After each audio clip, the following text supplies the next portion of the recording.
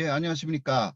어, 지금 소개해 주신 대로 저는 현재 세종대학교의 대우 교수로 있습니다. 지난해에 전년 퇴임했기 때문에요. 그 이후에 대우 교수로 대학교에 남아서 계속 연구 활동 이어가고 있습니다. 오늘은 또 이렇게 LA에 여러분들하고 만나 뵙게 되어서 대단히 영광스럽게 생각합니다. 오늘은 그 우크라이나 사태와 한일 관계라는 내용으로 말씀드리고자 합니다. 제 목소리 들리십니까? 괜찮습니까? 네, 잘 들립니다. 네, 예, 그러면 시작하기로 하겠습니다. 먼저 파일을 공유해 드리겠습니다. 이러한 내용으로 말씀드리고자 합니다.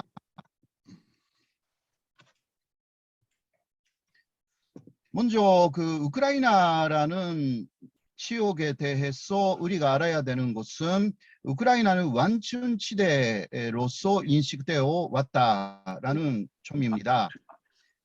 우크라이나는 러시아와 동구 그리고 소유럽 사이에 있는 완충지대, 그래서 특히 나토와 러시아 사이에 있는 완충지대로 예. 예. 괜찮습니까? 예. 네네. 이거 언제까지 필요하세요? 언제 가능해요? 내일 특히 우크라이나 위에 네, 있는 오후. 벨라루스도 마찬가지고요. 이 두 나라가 러시아와 나토가 충돌되지 않도록 그런 완충지대 역할을 하고 있다. 이런 식으로 특히 독일 통일 이후에는 인식되어 왔던 것입니다. 그러한 우크라이나가 이제 나토 쪽으로 가겠다라는 이야기를 강하게 하면서 거기에 불만을 품은 러시아 대통령이 우크라이나를 침공하기 시작한 것이죠. 자, 푸틴의 기본적인 주장은 이런 것입니다. 미국이나 소방입니다. 제가 좀 잘못됐고요. 소방 국가들은 독일 통일 때 약속한 나토를 동구 그리고 기타 지역에 확대하겠다라는 약속을 어겼다. 이 이야기를 쭉 해왔습니다. 그러니까 완충지대가 무너진다라는 이야기를 하고 있는 거죠. 1990년에 독일이 통일이 되었지만 그때 소방 국가들은 나토를 확대하지 않겠다라는 이야기를 당시 고르바초프 소련 대통령에게 그대로 이야기한 사실이 확인이 됩니다. 여러 문서에 남아 있는 거죠. 그러나 현재 소방 국가들은 그거는 약속이지 조문이 없었다. 조약이나 협정은 아니었다라고 하여서 나토가 계속 확대된 것은 약속을 어긴 것이 아니다라고 주장하고 있지만 그 소련 러시아 쪽에서는 그드 약속이라고 해도 약속은 약속이다 하여서 강하게 반발을 하기 시작했고 그 결과가 우크라이나 침공으로 나타난 사실이 있습니다.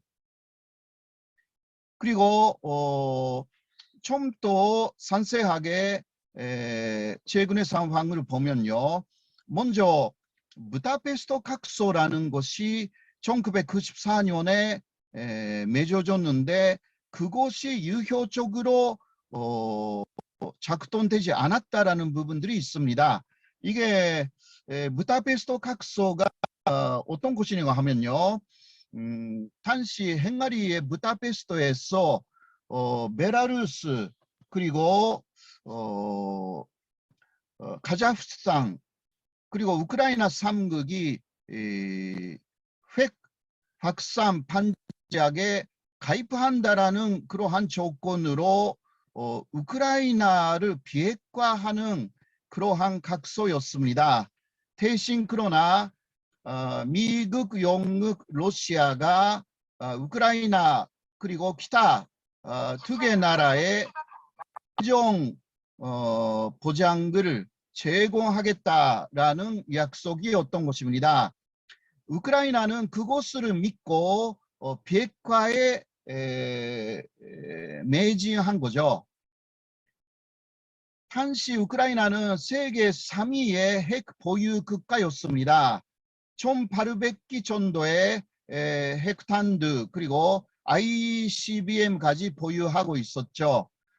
그러나 이러한 회의를 받아가지고 우크라이나는 비핵화에 동의했고요. 모든 핵무기를 러시아로 보낸 것이었습니다. 그러나 지금 그 우크라이나 크레바 장관이 계속 말하고 있는데요. 당시 핵포기를 결정한 것은 현명한 판단이 아니었다라는 것입니다.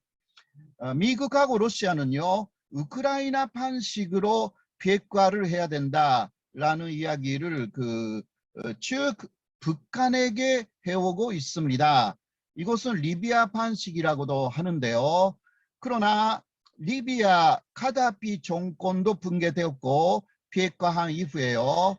그리고 우크라이나도 이렇게 러시아에게 침공을 당하고 있는 상황에서 북한은 쉽게 우크라이나 방식이나 리비아 방식을 받아들일 가능성이 없다. 그렇게 보는 것이 현재의 현실적인 부분이라고 할 수가 있습니다. 자, 부다페스트 각서의 내용을 조금 말씀드리면요. 여기에도 좀 결함이 있었습니다. 먼저 부다페스트 각서의 네 번째를 보면요.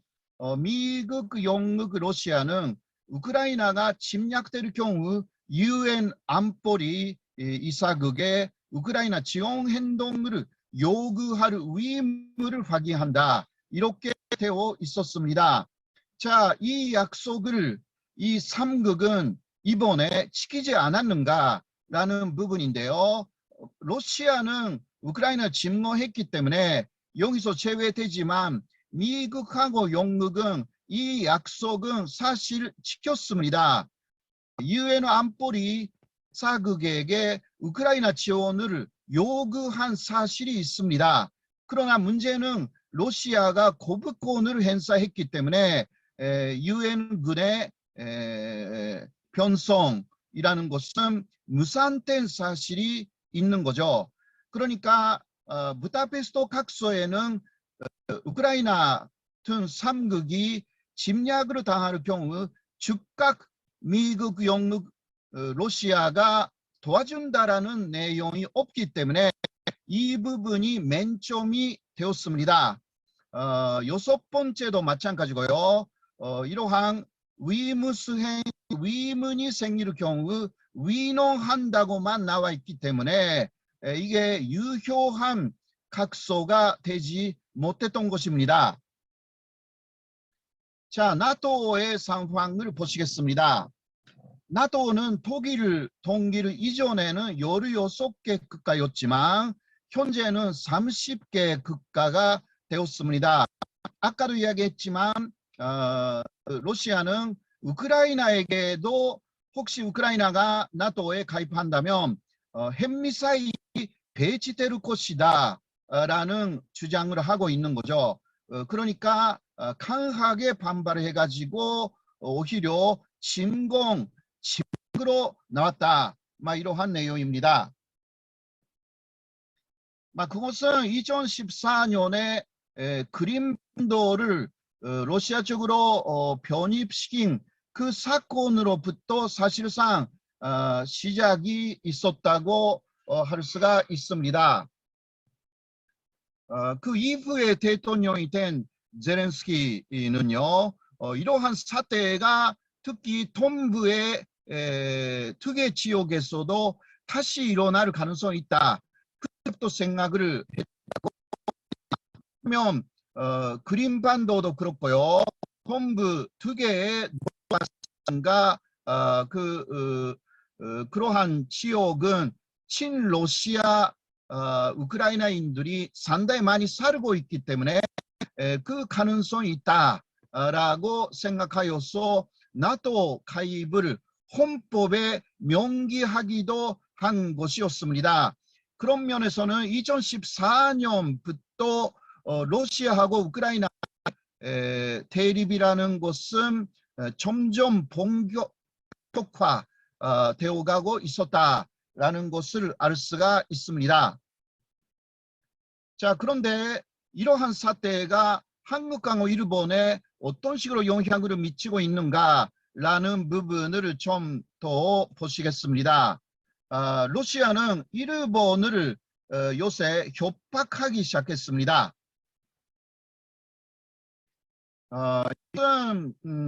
구체적으로는 4월 1일이었습니다. 러시아의 중도 좌파 야당 건전 러시아의 탄스 세르게이 미로노프 사람이 있는데요. 이 사람은 그 야당이라고 해도 요단 쪽에 있는 야당입니다. 푸틴하고 오래전부터 잘 아는 사이고 푸틴의 정치 자금을 다 마련해 준 사람이고요. 사실 푸틴의 입이라고도 알려져 있는 사람입니다. 푸틴이 말할 수 없는 내용을 이 사람의 입을 통해서 많이 말해왔다고 합니다. 이 사람은 4월 1일에 이런 이야기를 했습니다. 중심적인 부분을 말씀드리면 홋카이도의 정권은 러시아에 있다. 이런 식으로 전문가들은 말하고 있다. 지금 그 일본은 러시아에 대해서 대결 노선으로 나왔다.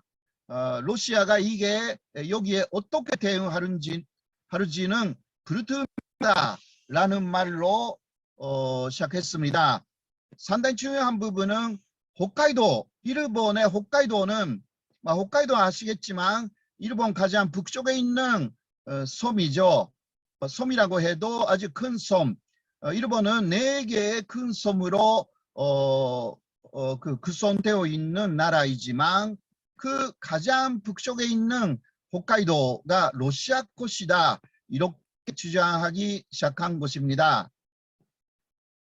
그리고 그 다음에 더 협박을 이어갔죠.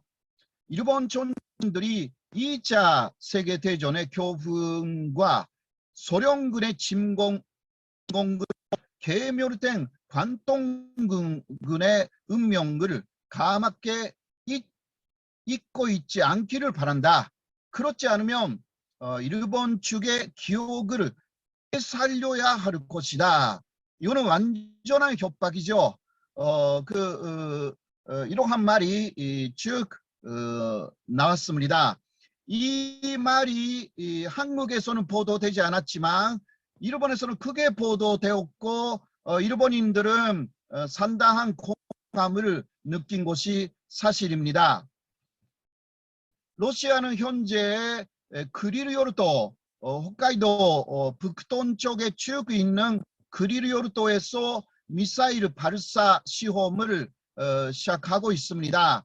한국에서는 그 북한이 동해에 발사하는 미사일만 보도가 되지만 일본에서는 양쪽 보도가 되어 있습니다. 동해에 북한이 발사하는 미사일뿐만이 아니라 러시아가 그리르요르도에서 일본을 위협하는 목적으로 발사하고 있는 미사일에 대해서 보도가 되어 있습니다. 그리고 그것뿐만 아니라 요새 러시아 함대들이 일본을 쭉 감시하는 행동을 시작해가지고 그 동해에서 홋카이도를 통해서 대평양 쪽에 쭉 남하하여서 다시 돌아가는 그러한 행동을 러시아 함대들이 되풀이하고 있습니다. 거기에 또 중 함대도 참여하는 경우가 많기 때문에 지금 일본은 사실상 군사적으로는 비태세에 들어갈 수밖에 없는 상황이다라고 할 수가 있습니다. 자, 아까는 그냥 야당의 스가 한 이야기였지만 4월 6일에는 러시아 외교부의 정보국장이 이렇게 말했습니다. 일본의 현 정권은 적임자들이 오랫동안 만들어온 협력 관계를 일관되게 파괴하고 있다. 러시아 정부는 일본에 대항하는 조치를 계획하고 있다.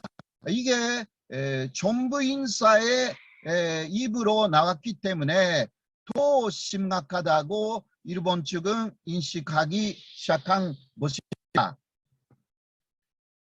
이어서 또 대단히 세계적으로도 유명한 정치학자가 다음과 같이 이야기하고 나섰습니다. 도쿄는 역사적으로 러시아령이었던 홋카이도를 부적절하게 보유하고 있다. 이런 이야기를 한 거죠. 그리고 홋카이도에는 아이누족이 살고 있다. 아이누족은 사하린이나 브라지오스톡 근교, 감차카 남부에 사는 민족과 같은 러시아 민족 중 하나다라는 말을 한 것입니다.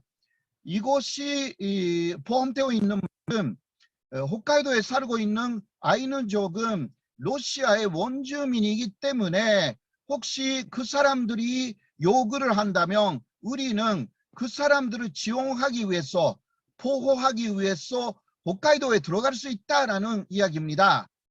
이게 바로 우크라이나의 친러시아 사람들이 있기 때문에 그곳을 그 실로 우크라이나를 침공한 거하고 비슷한 논리를 내세우기 시작한 것입니다. 한국에서는 이런 이야기가 보도되지 않기 때문에 미국에서는 잘 모르겠지만요. 일본은 상당히 긴장한 상태에 있다라고 할 수가 있습니다. 2018년에는 푸틴도 모스크바에서 인권협의회를 열었는데 거기서 아이누 민족을 러시아의 원주민으로 인정한다라고 하여서 전식으로 홋카이도에 있는 아이누족이 러시아의 원주민이라는 것을 인정했습니다. 일본 쪽에서 볼 때 이것은 계획적인 발언이었다. 그런 식으로 해석되고 있는 부분입니다. 자, 아이누족은 5개 정도의 집단이 17세기 정도부터 쭉 현존되어 있었고요. 당시 홋카이도는 일본 것이 아니었습니다. 일본의 무사 정권은 홋카이도 남쪽에 조금만 영토를 갖고 있었을 뿐이었습니다. 또 17세기부터 19세기까지의 일본의 공식 지도에는요, 홋카이도가 없습니다.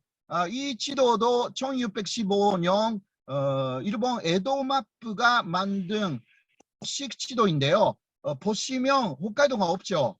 일본 사람들은 19세기까지는 홋카이도를 일본 땅이라고 생각하고 있지 않았습니다.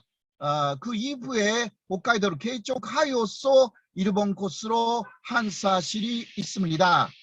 현재까지만 해도 일본 사람들은 홋카이도나 오키나와를 외지라고 부르는 경향이 있습니다.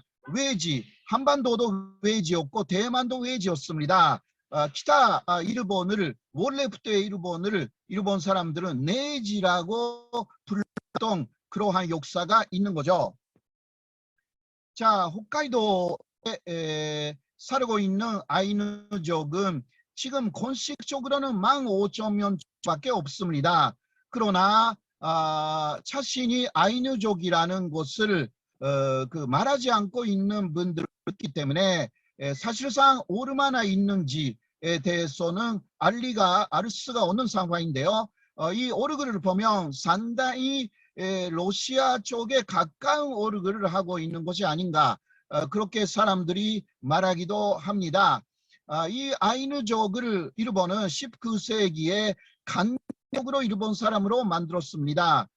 찬시 계명을 강요를 했고요. 이것은 한국에 대한 찬시 계명하고는 더 다른 강요였습니다. 한국에서는 일단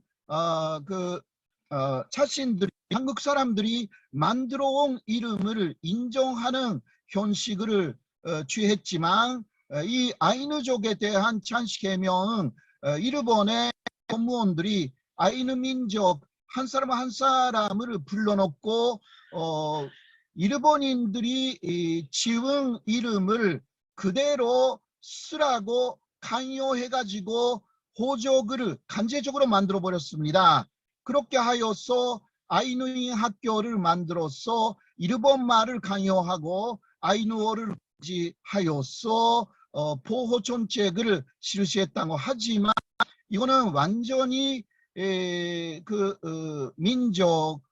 민족을 없애는 그러한 정책이었던 거죠. 이러한 정책을 일본에서는 기초로 해가지고 또 다음에 오키나와를 일본에 편입하였어. 그 다음에 대만 편입시키고요. 그러한 것을 모두 한반도 편입의 기초로 삼아서 한반도를 일본 것으로 만들어서 그 다음은 그러한 모든 정책을 만주까지 가져갔습니다. 그 다음 그것을 중국이나 동남아로 시행할 그러한 생각도 있었던 것입니다. 자, 일본 키시다 총리는 러시아가 2월 22일에 우크라이나의 동부 이주 주의 독립선언을 허용한 이후에 러시아에 대해서 강하게 비판하기 시작했습니다. 러시아의 행위는 우크라이나의 주권과 영토를 침해하는 행위다. 용납할 수 없다. 강력히 비난한다. 그렇게 하여서 미국이 주도하는 러시아 제재에 동참을 적극적으로 하기 시작한 거죠. 한국의 윤석열 정권은 제재에 참여하고 있기는 하지만 입으로 러시아를 자극하고 있지는 않습니다. 그러나 일본에서는 입으로 러시아를 자극하는 사람들이 굉장히 많습니다. 아베 신조 총리도 마찬가지고요. 여기에 대해서 러시아 보복하겠다 이렇게 나서고 있는 상황인 것입니다. 자, 대러시아 제재를 실제로 실시한 국가는 30개 나토 국가를 중심으로 아시아에서는요, 한국, 일본, 대만, 그리고 호주, 뉴질랜드입니다. 이 5개 지역인데요. 사실 대만은 나라라고 할 수가 없기 때문에 아시아에서는 이 4개 나라만 러시아 제재에 참여하고 있는 것입니다. 그래서 이번에 회의에 파트너 국가로서 이 4가지 국가가 초대되었다라는 의미는 여기에 있는 것입니다. 그리고 우리가 더 상세하게 봐야 되는 부분은요. 아시아에서는 그 이외에 러시아 제재에 참여하는 나라가 없다 것이고요. 아프리카에서는 하나도 없고 남미에서도 하나만 있을 뿐 거의 중남미는 러시아 제재에 참여하고 있지 않다라는 부분이 특징인 것입니다. 그래서 이러한 부분에서도 한국은 국익을 생각하여서 움직여야 한다라고 할 수가 있습니다. 인도 같은 나라는 미국 중심의 코드에 참여하고 있지만 러시아하고는 또 아주 우호적인 관계를 유지하고 있어가지고 바이든이 인도에 대해서 산달 불만을 갖고 있는 것입니다. 그래서 그래도 인도는 독자적인 노선, 이거는 비동맹 국가로서 계속 걸어왔던 그러한 길이 있지 않습니까? 어느 나라하고도 동맹을 맺지 않는다라는 기준가 있기 때문에 인도는 러시아에 대해서 제재에 참여하고 있지는 않습니다. 그러니까 쿼드에 참여하고 있는 인도의 입장이 상당히 흔들리고 있다라고 할 수밖에 없습니다. 자, 아베 신조 일본 총리도 그 러시아가 우크라이나를 침공한 2월 24일에 즉각 우크라이나 지지로 선회를 했습니다. 원래 푸틴하고 27번이나 만나서 서로 우라지밀, 신조 이름으로 불렀던 사이였고요.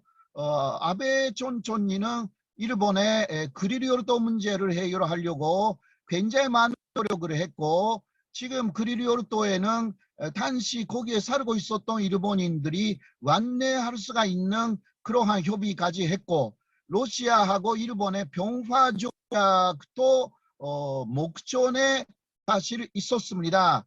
그런데 이번에 일본 측의 대결 차세라고 러시아가 말하고 있는데요.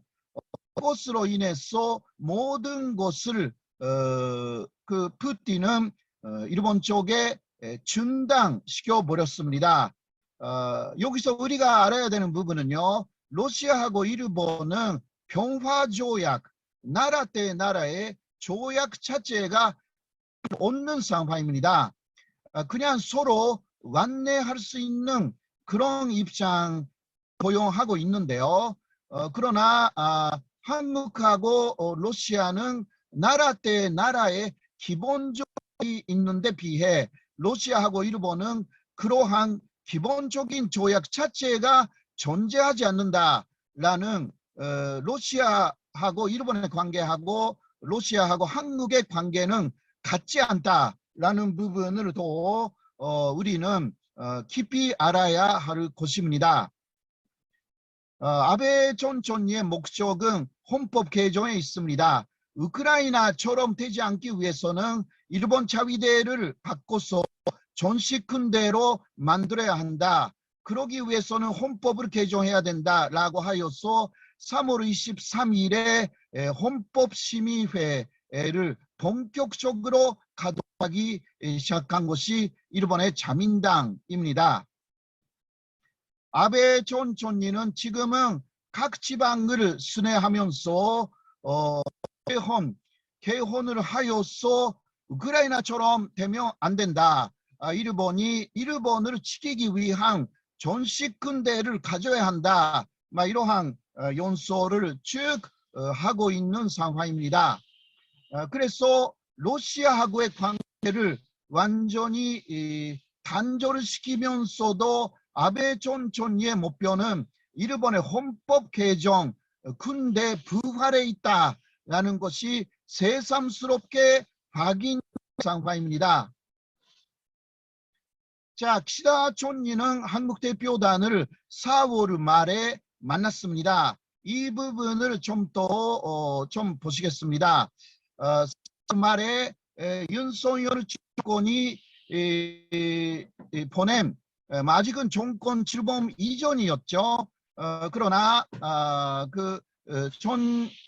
전진석 국무의장을 단장으로 하는 그 대표단이 일본을 찾았습니다. 이분들은 미국으로 갔지 않습니까? 미국에 계시는 분들이 그것을 기억하실 것입니다. 네, 그러나 미국 쪽에서는 보좌관만 만나줬는데요. 그러면 출범 이전에 그 정권의 대표단을 보통 나쁜 사람들이 만나지 않습니다. 그런데 일본에서는 그 관례를 깨워서 이례적으로 총리까지 만나 주었습니다. 그것뿐만이 아니라 아베 신조 전 총리도 만났고요. 외무상, 방위상, 경제산업상까지 주요 장관들도 이 대표단을 만났습니다. 그만큼 중요한 위제를 위임했다고 요새는 알려져 있습니다. 자, 당신은 한일 공동의 실현 노력으로 의견이 일치했습니다. 서로가 노력하여서 한일 관계를 개선하자라는 데 의견 일치가 된 것이었습니다. 자, 그런데요, 일본 측의 상황 보시겠습니다. 일본의 국정거리는 생각 요르도죠. 생각 요르도는 일본이 시료 지배를 하고 있지만 중국이나 대만이 영유권을 더 주장하고 있고 특히 중국이 생각 요르도 주변을 매일같이 비행기나 중국의 총의 폐해로 감시하고 있는 상황. 네, 일본도 마찬가지고 생각 요르도에는 일본 사람들이 살고 있지 않기 때문에 국제사회가 볼 때 생각 요르도는 어느 나라 솜인지 이행 안 되는 부분들이 좀 있는 것인데요. 중국은 이 생각 요르도를 침공하겠다. 2013년에 무력을 행사하여도 확보해야 할 전략적 이익이 이 생각 요르도에 있다라고 공식으로 발표를 했습니다. 2013년에요. 그런 식으로 중국이 공산당대회에서 그 한번 결정한 것은 보통 그대로 실행 옮깁니다. 그래서 일본은 언젠가는 생각 요르도에서 유사 사태가 벌어질 것이라고 그렇게 생각하고 있는 것입니다. 자, 그런데요, 많은 일본인들이 미일 안보조약 제5조를 근거로 그러한 유사 사태가 일어날 경우는 미국이 일본을 도와준다고 알고 있습니다. 그렇게 쓰여져 있기 때문입니다. 그러나 그 미일 안보조약 제5조를 보면 자국의 헌법상 규정 및 그 벤초르자에 따라서라고 제 조건이 붙어 있습니다. 이게 무슨 뜻이냐고 하면 미국은 전쟁을 결정할 때는 연방의회의 승인이 필요합니다. 그래서 현재 일본 전문가들이 조그만 생각 요르도를 지키기 위해서 미군이 침묵하고 전쟁할 리가 없다. 그런 식으로 걱정을 하고 있는 것입니다. 그렇다고 자위대로 이 중국군하고 싸울 수도 없고 이게 일본의 고민거리인 것이다. 자, 2021년 지난해인데요. 탄시 총리였던 스가 총리는 미일 정상회의에서 대만 문제에 참여할 것을 말을 했습니다. 바이든이 그것을 반영했죠. 1969년 이후 처음으로 그때 대만 문제가 미일 정상회담의 위제로 올라간 것이었습니다. 대만 회협의 안전을 보장해야 된다. 현상 유지를 해야 된다. 막 이러한 내용인데요. 일본은 그때 사실상 군사적인 개입까지 미국하고 약속을 했습니다. 그래서 일본에 돌아간 스가 전 총리는 중국 쪽의 반발이 심했기 때문에 평화적 해결을 촉구한다라는 말을 일본에서 다시 추가하기도 했습니다. 그러나 이때 미국 쪽에서는 일본 자위대가 대만 유사시에는 움직인다라고 정확하게 인식을 한 사실이 있습니다. 자, 거기에 플러스 해가지고 지금 일본 쪽에서도 국정거리는 홋카이도에 러시아가 침공할 경우입니다. 이때는 두 가지 루트가 있다. 일본 전문가들은 말하고 있습니다. 홋카이도 북쪽에서 들어오는 경우 그리고 그리리오르도 쪽에서 들어오는 두 가지 루트가 있어가지고 이것도 양쪽은 그 러시아군을 일본 자위대에서는 조지하지 못한다라는 것입니다. 홋카이도가 침공될 경우는요, 너무 크기 때문에 미국은 군대를 정확하게 움직일 것이지만 미일 안보조약 제5조에 의해서요. 그러나 연방의회의 승인이 날 때까지 아무래도 시간이 걸릴 것입니다. 그때까지 기다리기가 좀 어렵고요.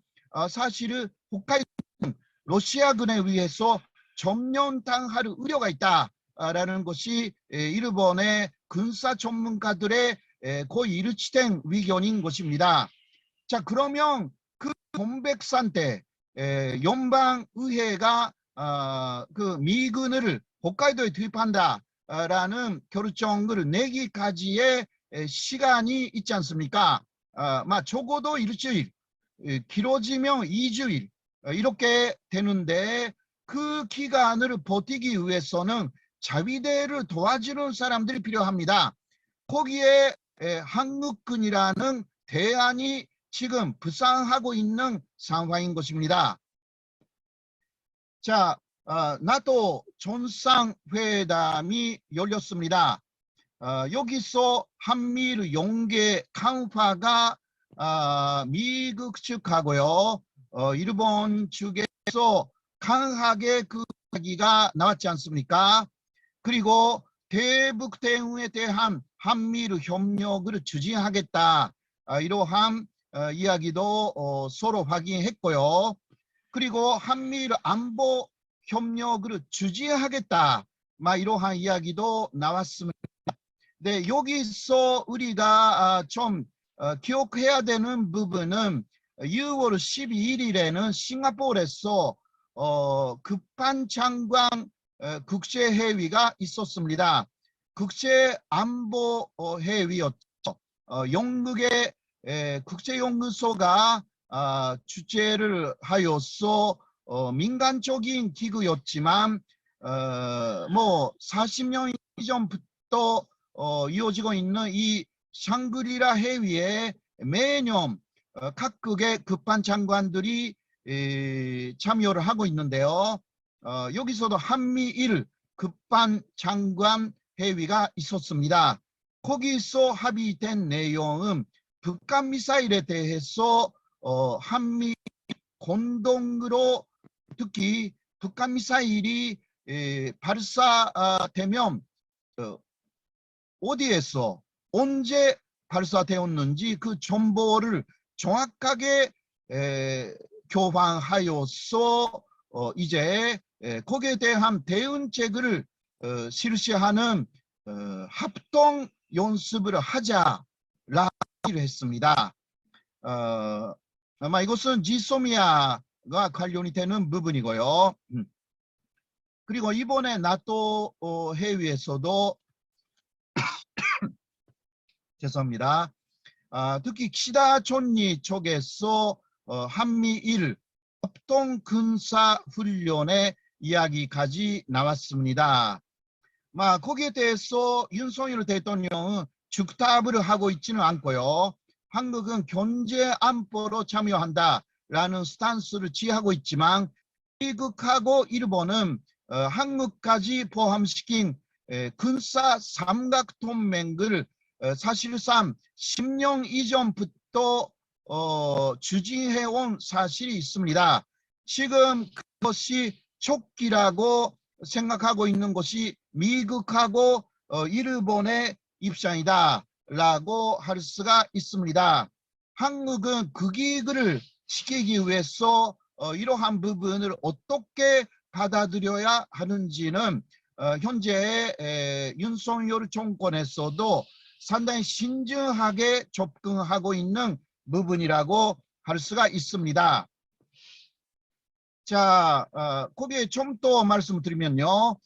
이 한미일 삼각동맹이라는 것은 사실 그 한일 군사동맹이 맺어지면 완성되는 것입니다.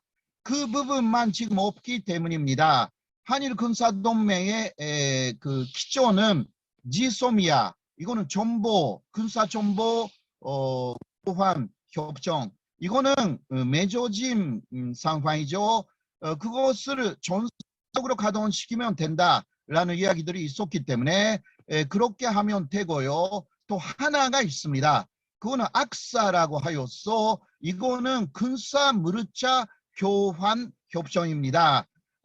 전쟁터에서 특히 탄환이라든가 무기라든가 이것을 서로 교환하는 협정이 악사라고 불려지고 있습니다. 미국하고 일본 사이에서는 그 악사가 있고요. 한국하고 미국 사이에서도 한미동맹 차원에서 그러한 악사가 체결되어 있습니다. 그러나 일본하고 한국 사이에는 악사가 체결되어 있지 않습니다. 이 악사가 체결되면 사실상 한미일 군사동맹이 완성되는 것입니다. 그런데 걱정거리가 또 하나 있습니다.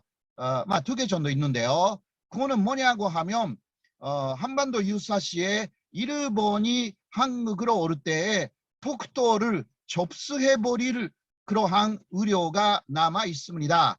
그래서 연도 문제를 갖고 있는 나라끼리는 세계 산식은 군사동맹으로 맺지 못합니다. 연도 문제가 되기 때문이죠. 그래서 한일 관계에서 군사동맹으로 혹시 맺는다면 일본이 독도를 한국 연도로 정확하게 인정해야 된다. 그게 여러 곳에서 쭉 말하고 있는 내용이고요. 그리고 또 하나는 한일 군사동맹으로 맺으면 일본이 유사시, 한국 유사시뿐만이 아니라 일본 유사시에도 한국군이 홋카이도라든가 대만 쪽으로 나가야 하게 됩니다. 이러한 부분을 한국 쪽에서 감당할 수가 있는가라는 내용이고요.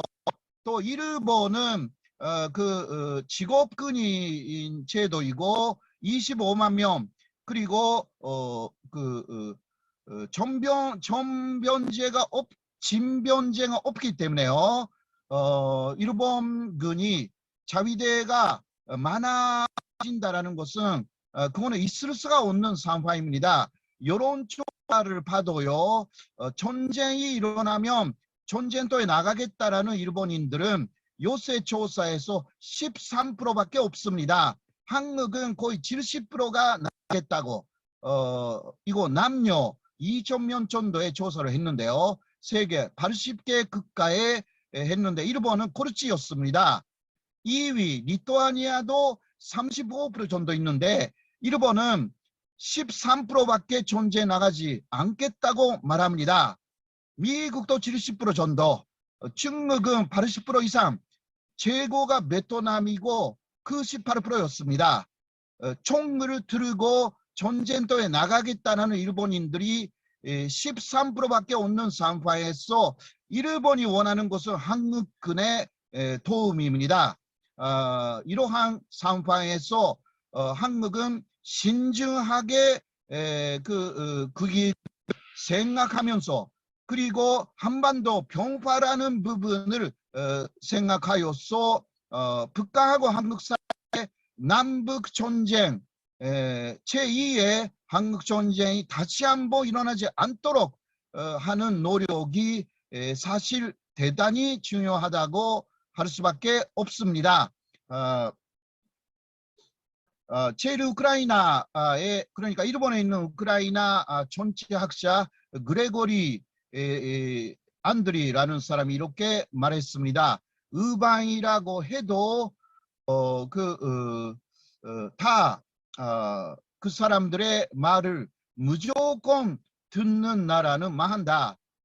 우크라이나가 그랬기 때문에 이러한 이야기를 일본에서 계속 되풀이하고 있죠. 이 사람이요. 그리고 이 사람은 2019년에 푸틴 환상이라는 책을 일본에서 냈고 이렇게 또 주장했습니다. 의반도 우리의 이익을 해치는 행위를 할 수 있다. 의방의 말을 모두 받아들일 필요가 없다. 의방의 조언을 위심하고 때로는 거부하는 이성과 근성을 가져야 한다. 일본에서는 이러한 이야기는 그 민간에서 상당히 퍼지고 있는 이야기입니다. 그래서 헌법 개정에 찬성하느냐라는 그 여론조사에서 이거는 6월 17일, 18일 일본에서 이루어졌는데 아직 35%밖에 헌법 개정에 찬성하지 않는다라고 대답하고 있고 45%가 모르겠다 그렇게 대답을 했습니다. 찬성한다는 19%밖에 없었습니다. 일본 정부는 한미일 건조로 군사적 강화를 주장하고 있지만 일본 민간은 아니다라는 것을 또 우리가 알고 앞으로 계속 주시해야 되는 부분이다라고 말씀드리면서요. 뭐 시간이 어떻게 됐는지 모르겠지만 제 오늘 말씀은 여기까지로 마치도록 하겠습니다.